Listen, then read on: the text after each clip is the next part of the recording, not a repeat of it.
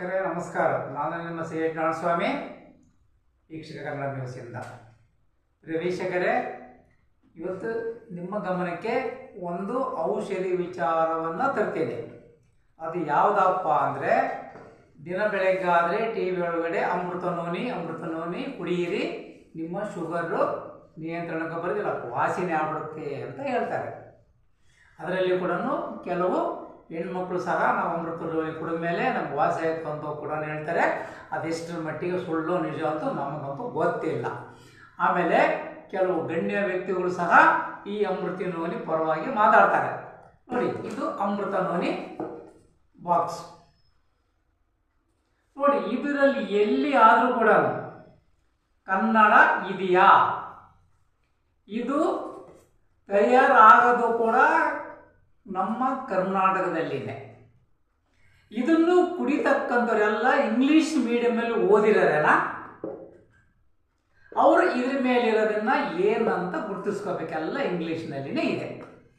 ನೋಡಿ, ಈ ಅಮೃತ ನೋನಿ ಕುಡಿತಕ್ಕಂಥವ್ರು ಯಾವ್ಯಾವ ಊಟವನ್ನು ಮಾಡಬೇಕು, ಯಾವ ಊಟವನ್ನು ಮಾಡಬಾರ್ದು, ಯಾವ ಊಟವನ್ನು ತಿಂದರೆ ಶುಗರ್ ಜಾಸ್ತಿ ಆಗುತ್ತೆ, ಈ ಔಷಧಿ ಕುಡಿಬೇಕಾದ್ರೆ ಅಂತ ಎಲ್ಲಿನೂ ಇದೆಯಾ ನೋಡ್ರಿ, ಸೂಚನಾ ಫಲಕ ಎಲ್ಲಿನೂ ಇಲ್ಲ. ಇನ್ನು ಇದ್ರ ಮೇಲೆ ಕೆಲವೊಂದು ಫೋನ್ ನಂಬರ್ಗಳಿದ್ದಾವೆ. ಆ ಫೋನ್ ನಂಬರ್ಗೆ ಫೋನ್ ಮಾಡಿದ್ರೆ ಅವರು ಡಾಕ್ಟ್ರ್ ಹತ್ರ ಮಾತಾಡ್ರಿ ಅಂತ ಉಡಾಪೆ ಮಾತುಗಳನ್ನು ಹೇಳ್ತಾರೆ. ಬಹಳ ಜನಗಳ ಹತ್ರ ನಾವು ಸಹ ಹೋಗಿ ಅವ್ರನ್ನ ವಿಚಾರಣೆ ಮಾಡಿದ್ದೀವಿ. ಅಮೃತ ನೋನಿ ಕುಡ್ದಾಗಿಂದ ನಮಗೇನು ಸಕ್ಕರೆ ಕಾಯಿಲೆ ಕಮ್ಮಿ ಆಗಿಲ್ಲ ಅಂತ ಉತ್ತರ ಬಂದಿದೆ.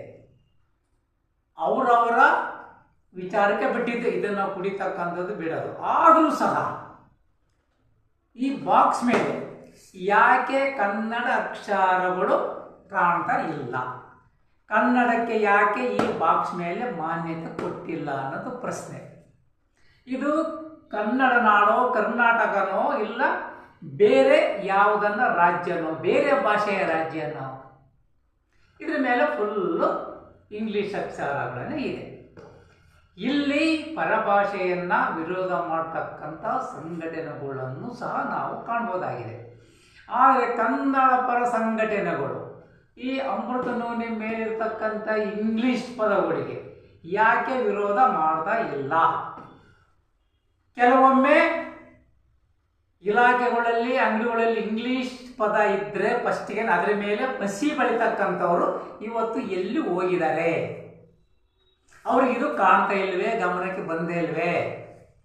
ಅಕ್ಷರ ಜ್ಞಾನ ಇಲ್ದಂಥವ್ರು, ಇಂಗ್ಲಿಷ್ ಅಕ್ಷರ ಜ್ಞಾನ ಇಲ್ದಂಥವ್ರು ಏನಂತ ಇದನ್ನು ಉಪಯೋಗಿಸ್ಬೇಕು, ಇವರು ಯಾವ್ಯಾವ ಊಟವನ್ನು ಮಾಡಬೇಕು ಅಂತ ಏನಾದರೂ ಇದ್ರ ಮೇಲೆ ಇದೆಯೇ?